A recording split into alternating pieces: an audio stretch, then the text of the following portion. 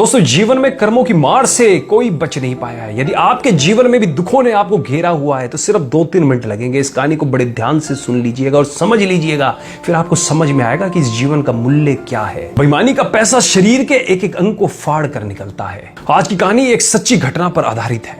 रमेश चंद्र जो पंजाब के खन्ना नामक शहर में एक मेडिकल स्टोर चलाते थे, उन्होंने अपने जीवन का एक पृष्ठ खोलकर सुनाया जो दर्शकों की आंखें भी खोल सकता है और शायद उस पाप से जिसमें वह भागीदार बना उससे भी बचा जा सकता है। रमेश चंद्र का मेडिकल स्टोर जो कि अपने स्थान के कारण काफी पुराना और अच्छी स्थिति में था, लेकिन जैसे ही कहा जाता है कि धन एक व्यक्ति के दिमाग को भ्रष्ट कर देता है, और यही बात रमेश चंद्र जी के साथ भी घटित हुई।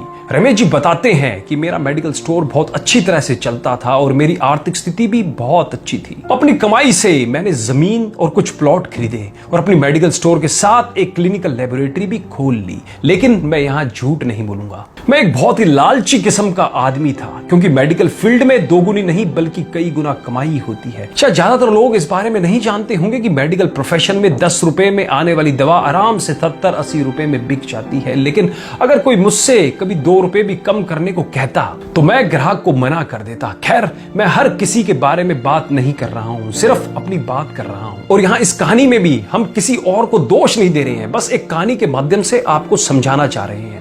वर्ष 2008 में गर्मी के दिनों में एक बूढ़ा व्यक्ति मेरे स्टोर में आया। उसने मुझे डॉक्टर की पर्ची दी, मैंने दवा पढ़ी और उसे निकाल लिया। उस दवा का बिल 560 रुपए बन गया। बूढ़े ने उसने अपनी सारी जेब खाली कर दी, लेकिन उसके पास कुल 180 रुपए थे।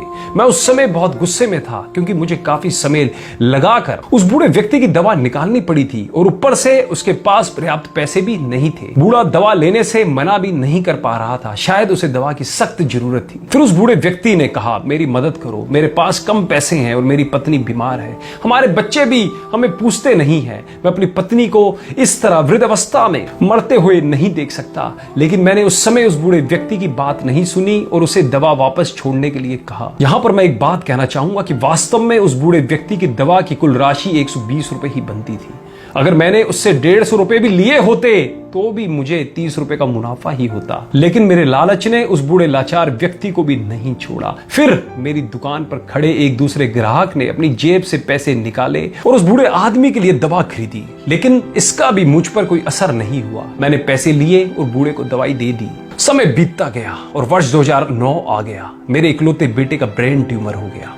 पहले तो हमें पता भी नहीं चला, लेकिन जब पता चला तो बेटा मृत्यु के कगार पर था। पैसा बहता रहा और लड़के की बीमारी खराब होती गई। प्लॉट बिक गए, जमीन बिक गई और आखिरकार मेडिकल स्टोर भी बिक गया। लेकिन मेरे बेटे की तबीयत बिल्कुल नहीं सुधरी। उसका ऑपरेशन भी हुआ और जब सब पैसा खत्म हो गया तो आखिरकार डॉक्टरों ने मुझे अपने बेटे को घर ले जाने और उसकी सेवा करने के लिए कहा। उसके पश्चात 2012 में मेरे बेटे का निधन हो गया। मैं जीवन भर कमाने के बाद भी उसे बचा नहीं सका। 2015 में मुझे भी लकवा मार गया और मुझे चोट भी लग गई। आज जब मेरी दवा आती है तो उन दवाओं पर खर्च किया गया पैसा मुझे काटता है, क्योंकि मैं उन दवाओं की वास्तविक कीमत को जानता हूं। एक दिन में कुछ दवाई लेने के लिए मेडिकल स्टोर पर गया और 100 रुपए का इंजेक्शन मुझे 700 रुपए में दिया गया। लेकिन उस समय मेरी जेब में 500 रुपए ही थे और इंजेक्शन के बिना ही मुझे मेडिकल स्टोर से वापस आना पड़ा। उस समय मुझे उस बूढ़े व्यक्ति की बहुत याद आई और मैं घर चला गया। मैं लोगों से कहना चाहता हूं कि ठीक है कि हम सभी कमाने के लिए बैठे हैं,